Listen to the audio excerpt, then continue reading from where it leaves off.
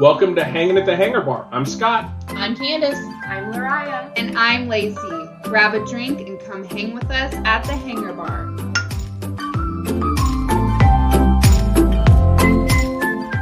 Hello, everyone, and welcome back to Hanging at the Hangar Bar. I am your host for this week, Candice. I'm really excited about this week's episode.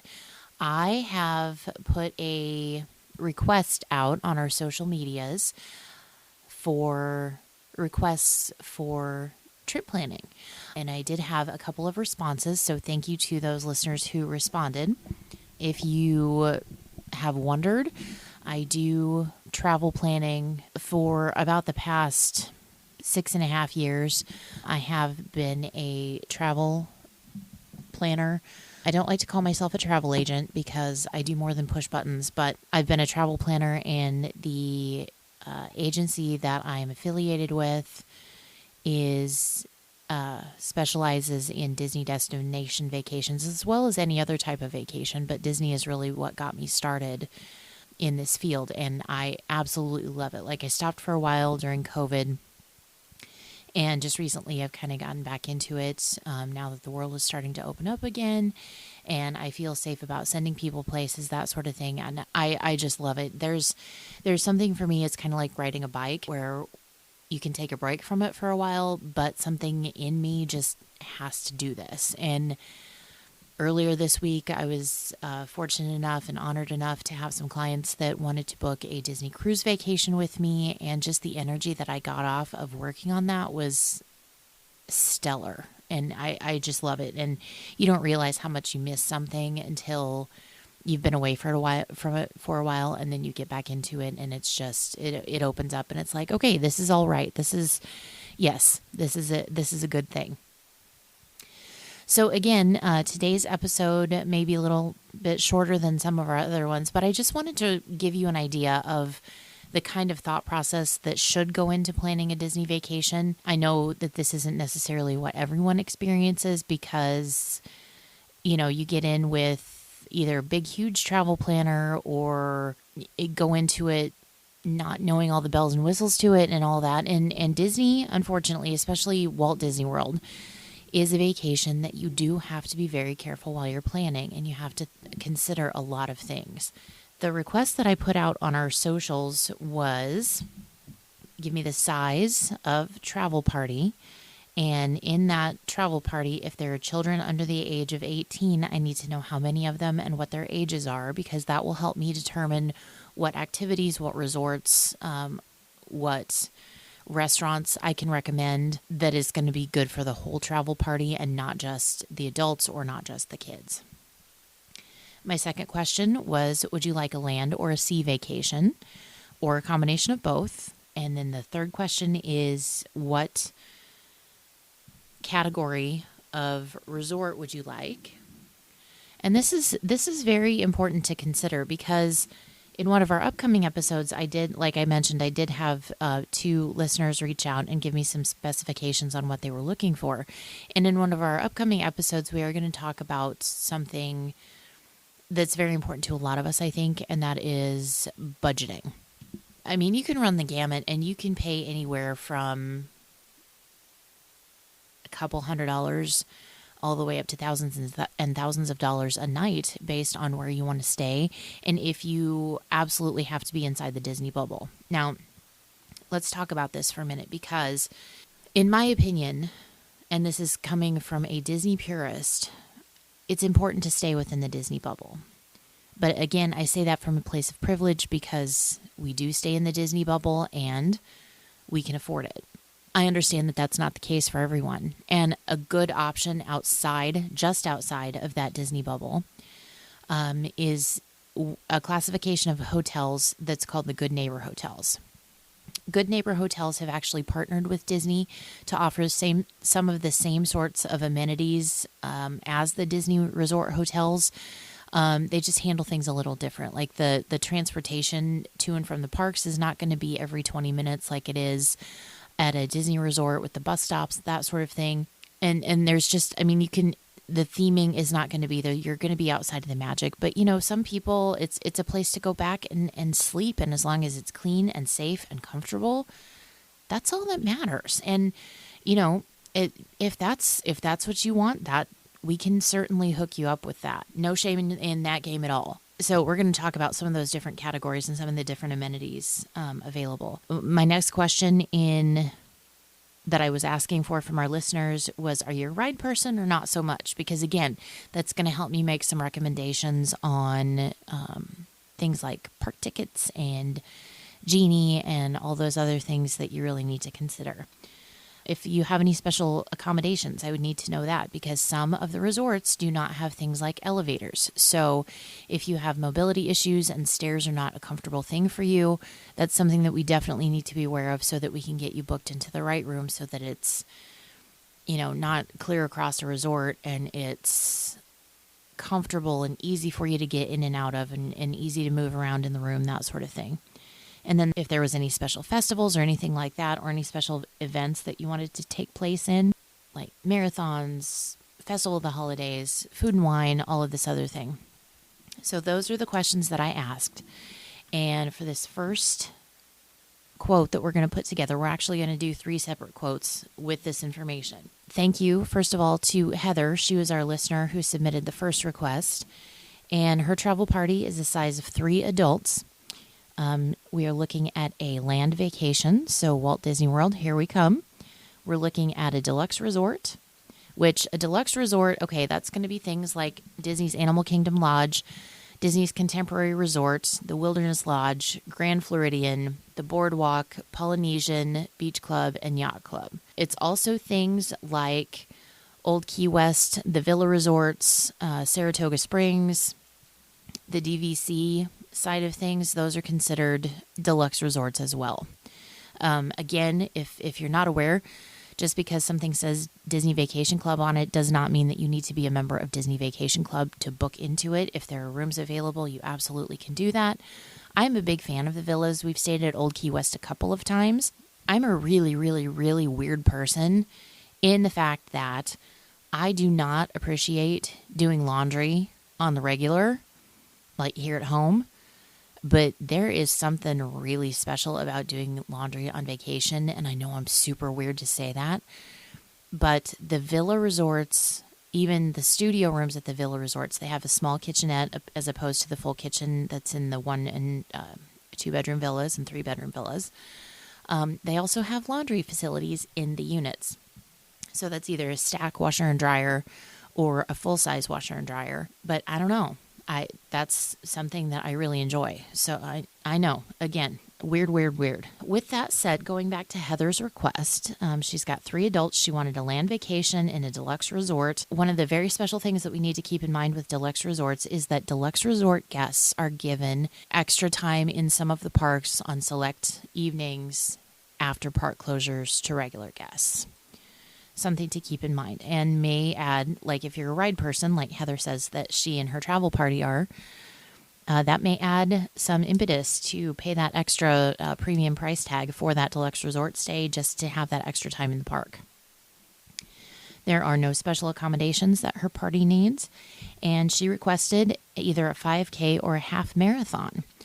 So Disney has several running events in their wheelhouse, shall we call it? That's not the right word, but in the Disney bubble, they do have several running events throughout the year.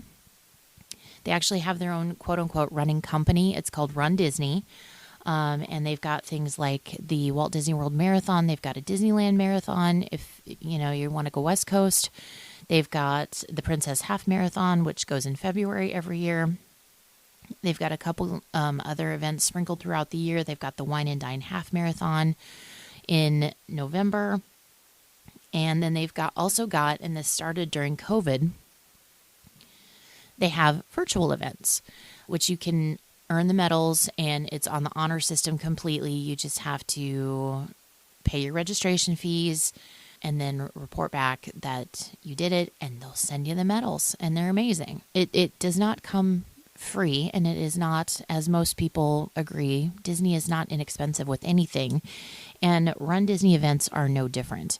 Running is an expensive hobby anyway. I have delusions of grandeur in the fact that I have sort of set a I think I'm ready for this kind of goal of walking either a half or a full marathon at Disney World the year I turn 50.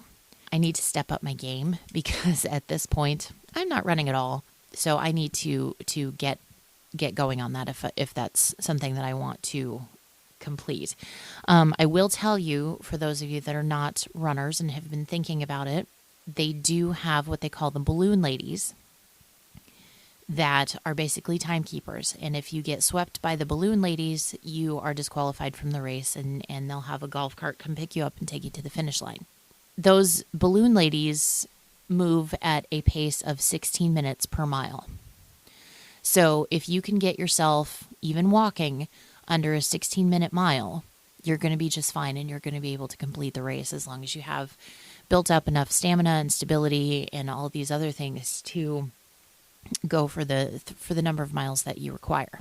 In addition to the singular races, they also have challenge races, which is typically more than one race. Like with the Walt Disney World Marathon, they do a 5K, a 10K, a half marathon, and then a full marathon all in one weekend. And if you complete all 4 of those, it's called the Dopey Challenge, and that is a separate entrance fee and a separate medal and all these other things. But, I mean, it's like 40-something miles. Math is not my friend. Dear math, why don't you solve your own problems?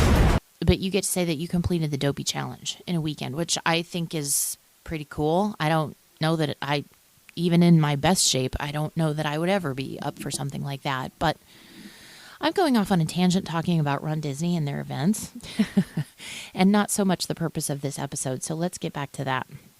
But one more thing about that.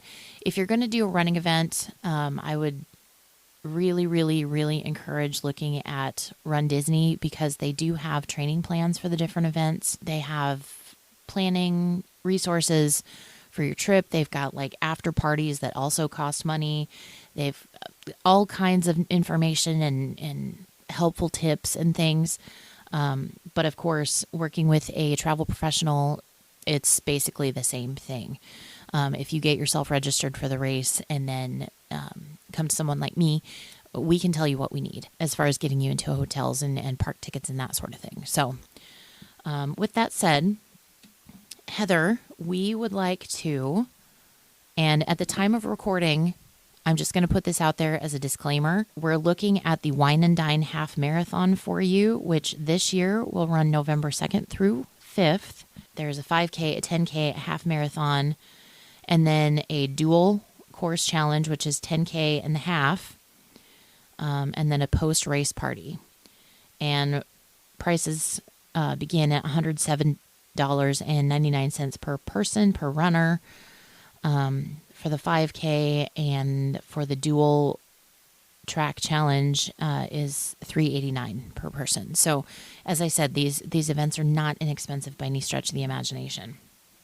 Looking at that, we are selecting the dates just so that you can do your run and have time at the parks. We're doing the 2nd through the 9th of November.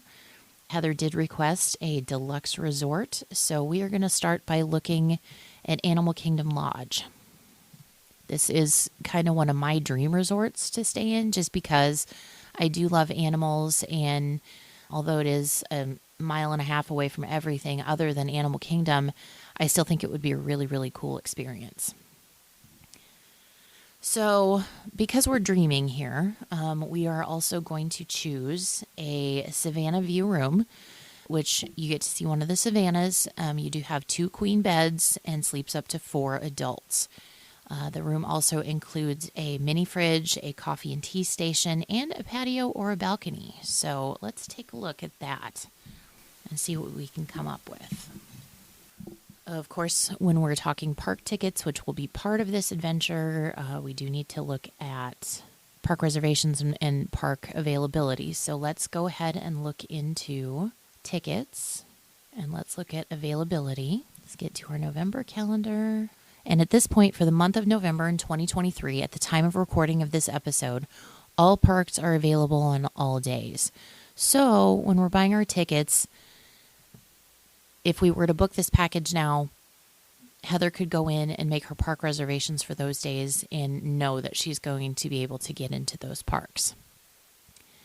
With that said, the first 1, 2, 3, 5, depending on which race that she's planning on running in, she may not want park tickets until maybe we only want 4 days worth of park tickets. So because we do need downtime. So we're going to book 4 tickets, and we are going to put a park hopper on there just because you reserve in to the initial park that you're going to start in the morning, and then if there's availability, you can hop to any one of the other parks after 2:00 in the afternoon. Marathon or Run Disney event weekends are always higher crowds, always. So that's something to keep in mind as well. And these park tickets are available or are valid. The 4 days are valid any days from the 2nd through the 9th. We are going to add on Memory Maker because the magic shots that you can get everyone in your pictures. Nobody has to be left holding a camera. The Disney PhotoPass photographers do a great job. They'll even take them with your own phone if you want that, but buying Memory Maker package does allow you to download any or all of those photos. At the end of your trip, you do have a certain amount of time where you do need to download those photos, but you can save them all. Then you can do whatever you want with them. It's a really, really cool option, and some of my favorite souvenirs from our past trips have been because of Memory Maker. So we're going to also add some ground transportation. No, actually we're not.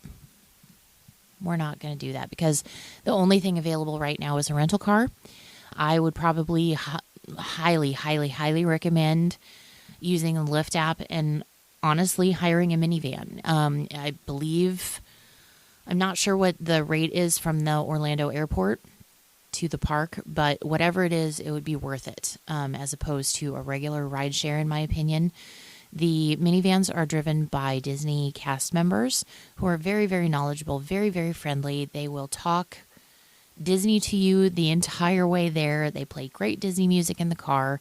It's just a wonderful introduction into the magic in traveling around the resorts as well and around the property itself. You can also hire a minivan for that, and they will come pick you up right at your door as opposed to like a drop-off or something like that. So I like that option a lot. And then, of course, we are going to look at travel protection because travel insurance is so, so, so, so important. For this particular group of 3, it's going to add $285 to the trip.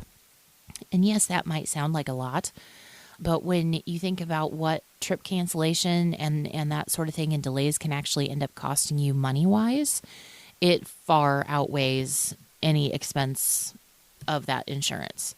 For the 2nd through the 9th of November 2023 for 3 adults, we've got a room at the Savannah View room at Disney's Animal Kingdom Lodge.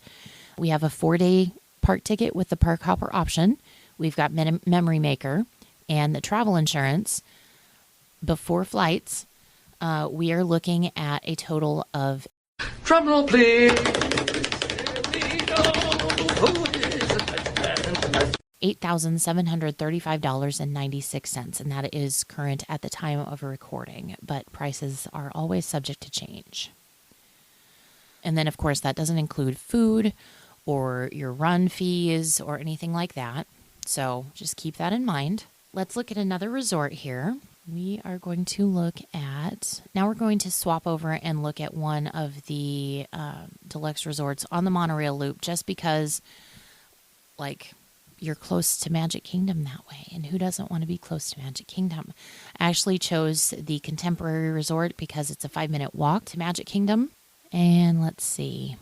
I mean, if we're dreaming here, let's dream big. Let's choose a theme park view room and travel insurance. Now, a lot of credit cards, I will say this about that. A lot of credit cards do offer some sort of travel insurance, but I will tell you that if you need to read the coverage very, very carefully. I know I've had experiences with clients in the past where they did need to take advantage of that travel insurance, and it was purchased through Disney.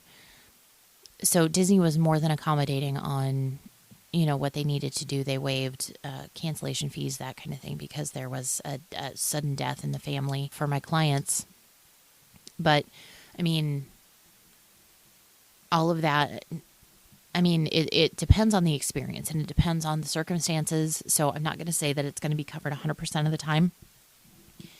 And let me just say this about that. Just buy travel insurance. I really don't care where you get it through. Just yes, please, and thank you.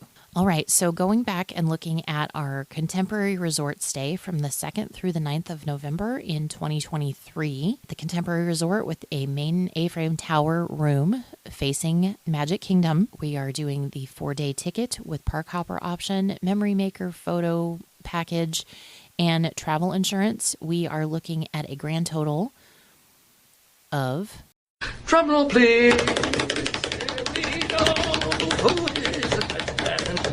$10,544.96. And the third quote that we are going to look at, we're going to take a look at one of the villa resorts. We are actually going to look at, no, we're not, because there's none available. Interesting. Okay. I was going to look at Old Key West, but there was nothing available. And my real impetus for looking at a villa-style resort is that, again, laundry facilities, and if you're out doing a run, who doesn't want to wash their clothes rather than just have to pack smelly, sweaty running clothes to take back home with you? So we're going to bounce over to Saratoga Springs, which actually is not a bad option here because it is within walking distance of Disney Springs. And we are going to look at a 1-bedroom villa. With 3 adults, I think a little bit of privacy would be a nice thing. So they are going to enjoy views of garden, lake, pool, woodlands, or fairways. It sleeps up to 5 adults. So we are going to take a look at that. And again, starting at the 1-bedroom size villas, they do have the full kitchens. And the sundry shops and the gift shops at the resort itself will have plenty of grocery options, or you can do things like Amazon Fresh delivery, order from Garden Grocer in Orlando. They charge a nominal fee to deliver groceries, but it's a full-fledged grocery store, so you can order whatever you need. So, that's definitely a budget-friendly option if you don't mind cooking while you're on vacation, which is another thing that I kind of like to do sometimes. And remember, you can take snacks and food into the parks as long as it's not in glass containers. It doesn't smell. It doesn't require you to heat it up. So things like granola bars, things like that for breakfast, if you can do that, that's fine. Sandwiches for lunch, individual bags of chips. Please don't buy chips in the park. Please, please, please don't buy chips in the parks. They are like $5 for a tiny little bag of chips. And of course, mass-produced chips are about half full when you open the bag anyway, so don't waste your money on that. Please, please, please. And don't forget your water bottles. I just need to get the travel insurance added back to this. Okay. So that is actually that, yeah. So again, for the third offer, we have a 1-bedroom villa at Saratoga Springs Resort and Spa, 4-day tickets to the parks with park hopper option, your memory maker photo package, and then travel insurance. And that rounds out to, at the time of recording, again, these prices are accurate at this point, but they are subject to change at any time. Drumroll, please. $8,030.57. So it's actually less expensive than our first option at Animal Kingdom Lodge, and you get an experience that feels sort of like you're in an apartment rather than a hotel room. So if that's something that would work better for you, it's definitely worth some consideration, in my opinion.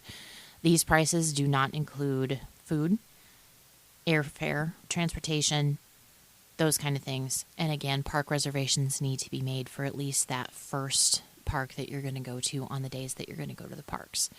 Park hopping is available again after 2 o'clock if parks have capacity for allowing hopping. And since Heather says that her group is focused on rides, I would definitely plan on Genie Plus. unless it's just the individual Lightning Lane rides that you're looking at, like Rise of the Resistance, Flight of Passage, Guardians of the Galaxy, Seven Dwarfs Mine Train, those types of rides where you can just buy individually for a certain price per person per day based on capacity in the parks. If those are really what you're interested in, I would probably not buy Genie to get Lightning Lane on any of the other rides that you would go on, and just pay separate prices for those and be happy with standby for the other things. But it all depends on you, and that's one of the beautiful things about the flexibility of Genie. I think when they first rolled it out, I was not pleased with Genie at all. And if you've been listening to our podcast for any length of time, you know that I'm not a real big proponent of change, and it takes me a while to wrap my head around it. But I think I'm starting to understand the merits of Genie Plus a little bit more, in the fact that if you were a person that just wants to go from ride to ride to ride, and you don't want to have to wait, and you don't want to really experience the queues, which in my opinion, and we've talked about this on the podcast before, in my opinion, if you don't go through the queue, you're missing on the introduction of the story. You're missing on your first possibility of being immersed into the story, and the ride isn't going to probably feel as special to you because you don't get the buildup of the story that is presented by the queue. If that doesn't matter to you, go for it. It's not my vacation. It's your vacation. So, I mean, there's lots of things to consider. Now, with Heather and her group doing a run, potentially, again, I probably, just looking at a calendar, I don't know that I may go into the parks. Definitely not the first day there. It's just, it seems to me that after dealing with the airport and all of that mess the first day, you need kind of a wind down, but you want to be immersed into the magic slowly. That's my personality. So I would probably recommend that they would go to Disney Springs that first night after they arrive, spend some time there, get something great to eat, just kind of, introduce slowly. And if they're staying at Saratoga Springs, that is just a hop, skip, and jump away from where they're actually going to be staying. That makes it an even better option. I might go into the parks on the 3rd if they didn't have a run to do, just to get started. And then I would probably lay low a little bit as far as park going, depending on their energy level, depending on all of that, because over the weekend period, those parks are going to be insane, like more than normal because of the Run Disney events and the people there for that. So I would probably start thinking about doing the run, going back into the parks probably on the 6th, and then finishing out my tickets the 6th, 7th, and 8th, and then just have the 9th as a nice casual breakfast, still in the middle of the magic, and then head to MCO and be done with your trip. But it sounds like a great time to me. I think that's a good solid way to build, like if you just have one person running in the race. Again, just because you're part of a travel party doesn't mean that you all have to do all the same things at the same time. It just kind of depends on how much time you do want to be together, and what you want to experience, and what you want to experience for yourself, and what you want to experience for the rest of your group. So again, wish lists are very important. Then get together and talk about them, kind of make a game plan, so that you know that when we get everything purchased for you, you know what parks you're going to be wanting to go in on what days, so you can get those reservations made right away so you don't have disappointment. And please, please, please double check your calendars when you are doing those reservations. I saw a post, I can't even remember if it was Facebook, TikTok, Instagram, I don't remember Twitter, I don't remember where I saw it the other day, but it was for a Disneyland guest. And she had made some park reservations, thought she had them for a certain day, got to the gate. They're like, no, we don't have any reservations for you. And unfortunately, we don't have any more capacity for reservations today. So it does happen. And unfortunately, it's not one of those situations where they're going to just open up a space for you because you made a mistake. If you don't have a reservation, you're probably not going to get into the park if there's not capacity allowance for that. So again, check your calendars, dot your I's, cross your T's, all of the things that you need to do just to double check everything to make sure that your vacation is what you want. Once we would get this booked for Heather and her group, I would also ask questions about food preferences, if they're wanting table service or quick service dining options or a mix of both. I would make some snack recommendations. I would make some live show recommendations, all of those other things. And then another service that I provide is that I will watch as promotions roll out from Disney. Another great thing that I forgot to mention, they recently revealed the dates for the Food and Wine Festival, and it runs July 27th through November 18th of this year, which is actually Mickey and Minnie Mouse's birthday. What a way to wrap that up, right? So the weekend or the week that Heather and her group is potentially going to be there, perfect to enjoy that festival. So I might definitely recommend hopping into Epcot more than once, if not just spending a full day there, taking advantage of some of those delicious food booths and be a little adventurous. Because, I mean, the portions at the booths are more than shareable. And you can experience more with more people if everybody gets something and then you share or whatever the case may be. But that would be something definitely to consider when you're talking about food and dining options, is some of those festival special things that you wouldn't normally get to participate in. Going back to it, another thing that I do watch for is if we get you booked into a package, Disney rolls out a promotion that's going to positively affect that package, I am definitely going to get a hold of Disney and I'm going to adjust your pricing. Some of my favorite phone calls that I have gotten to make in the past have been when things like this happen and I get to call someone and say, oh, hey, by the way, it's me. I was just able to adjust your reservation and save you $500, $700, a lot of those things. And it's not something that you actually have to watch for. Like, I'm watching it for you. I do discount monitoring, so I know when those roll out, if your dates are affected and any other stipulations they may put on them. If that affects your trip, I'm going to make it work for you. And it's my pleasure to do so. If you trust me with the privilege of working with me or working with you and honoring me with your business, that's something I'm absolutely going to do for you. So with that said, Heather, thank you so much for reaching out and getting in touch and shooting me an option here. I hope this information has been helpful.